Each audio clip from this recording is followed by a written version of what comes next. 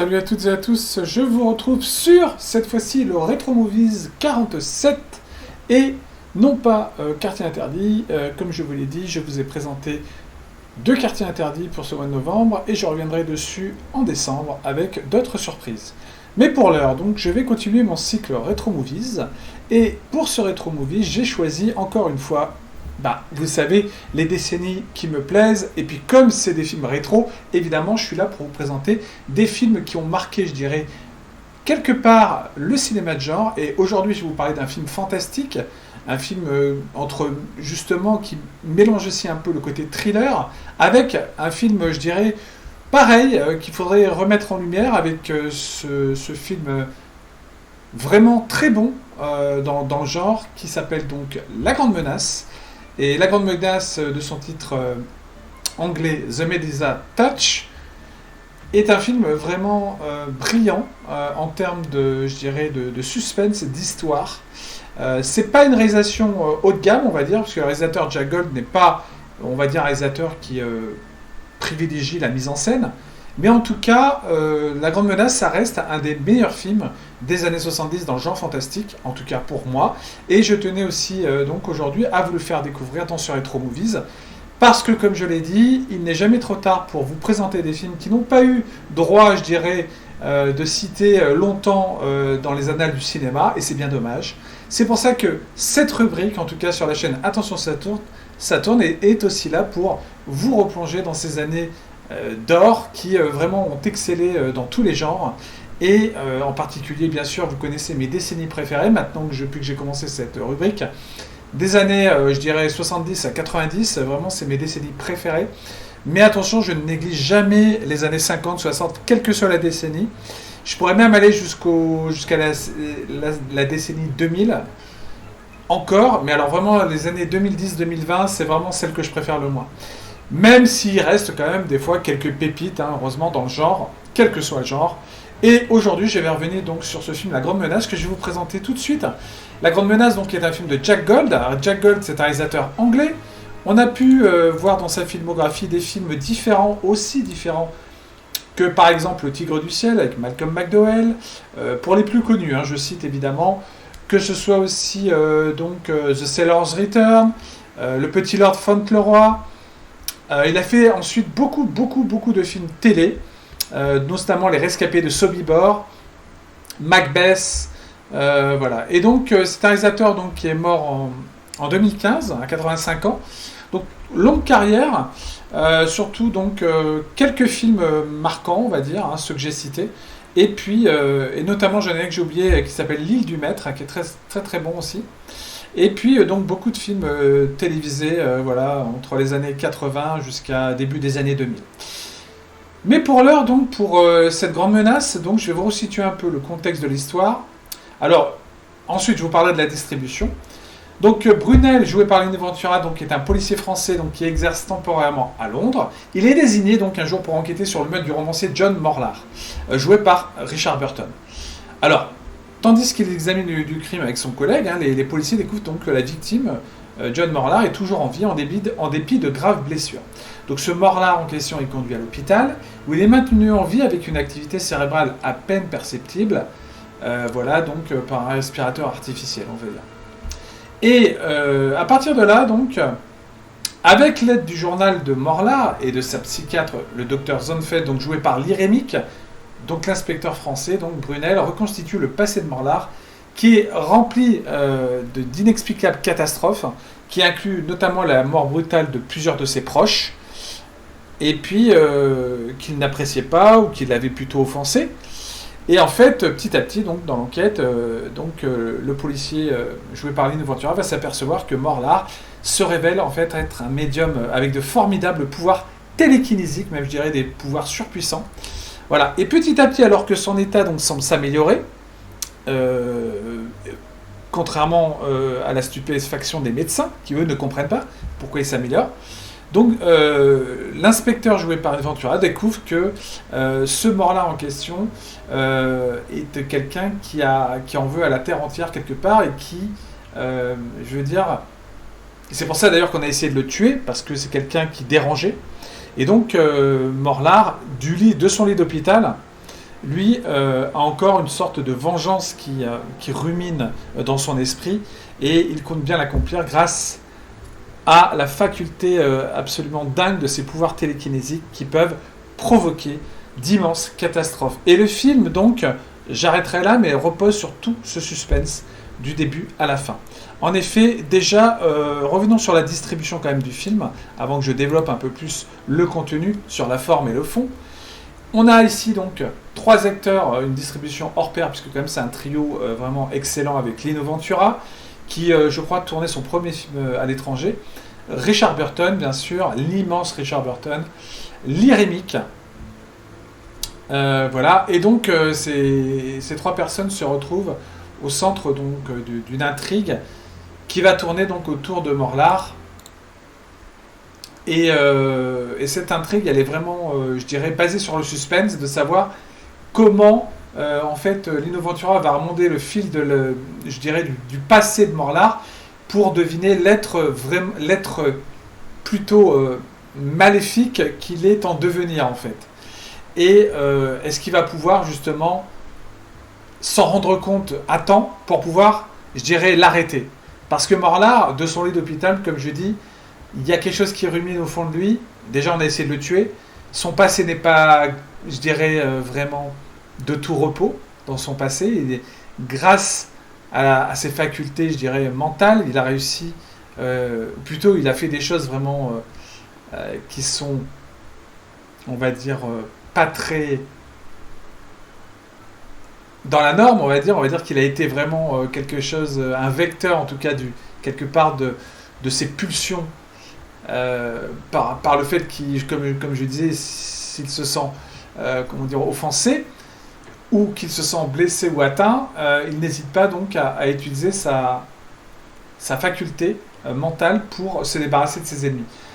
Le film donc va se centrer vraiment sur l'enquête de Lino Ventura, qui va s'appuyer avec l'aide de son psychiatre, donc joué par Lee Remick, excellente Lee Remick d'ailleurs, qui sortait 2 ans plus tôt d'un autre bijou du fantastique avec La Malédiction.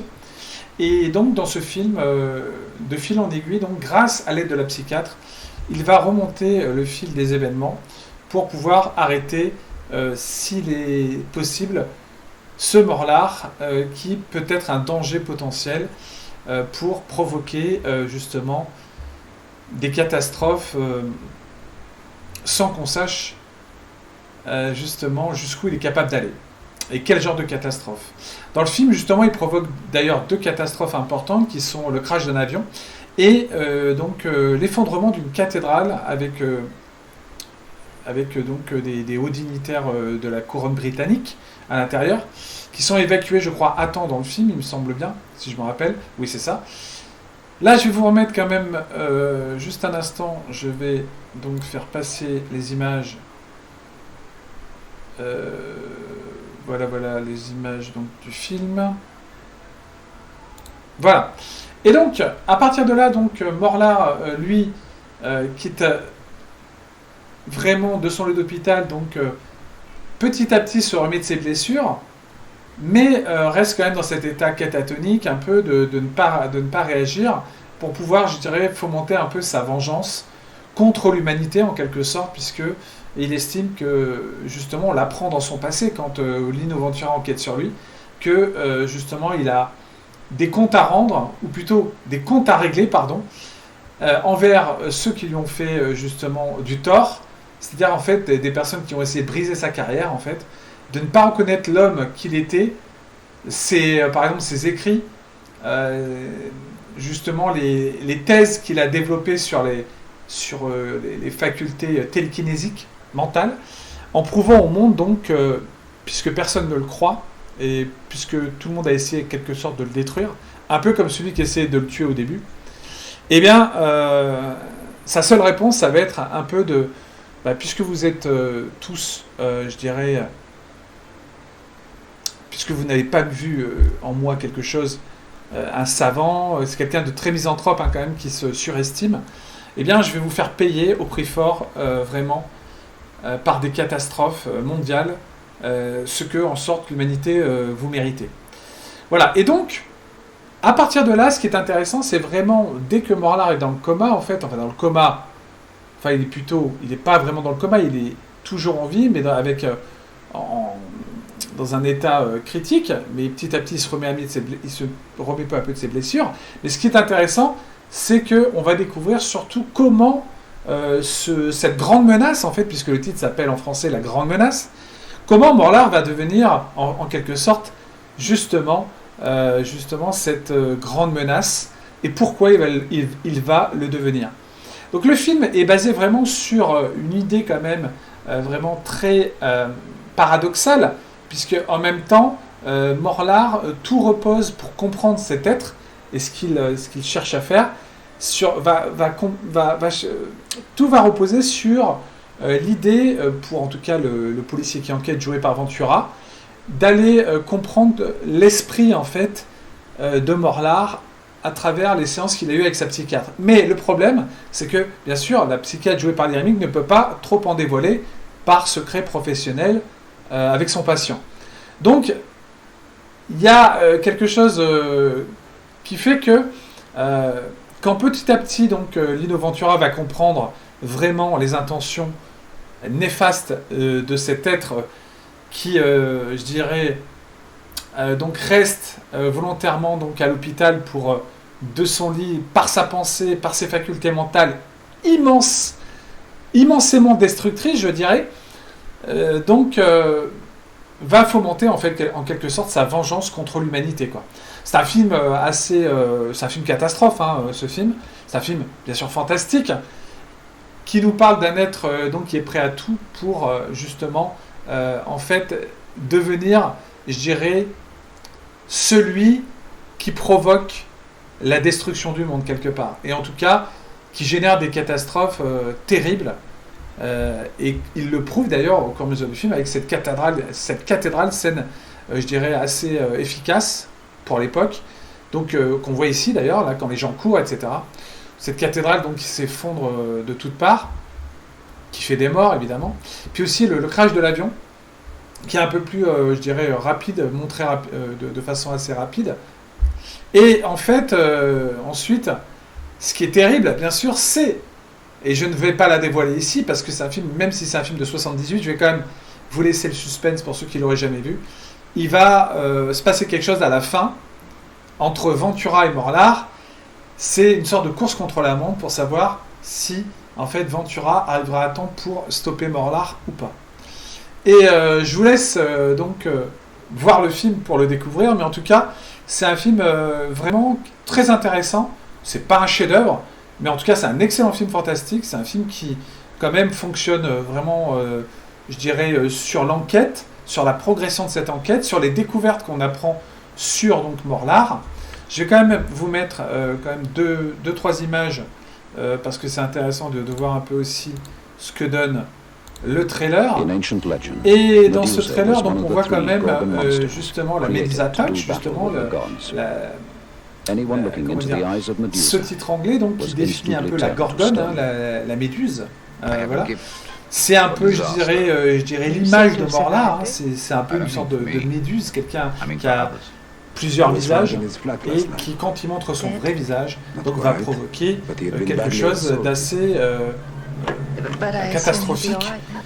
Voilà. Et comment peut-on l'arrêter surtout? Est-ce qu'on peut l'arrêter?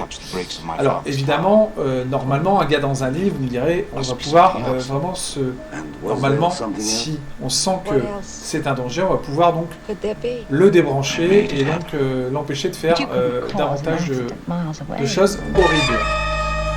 Et, bon, même si dans le trailer, on voit quelques images aussi des méfaits de Morlar, justement, dans son adolescence,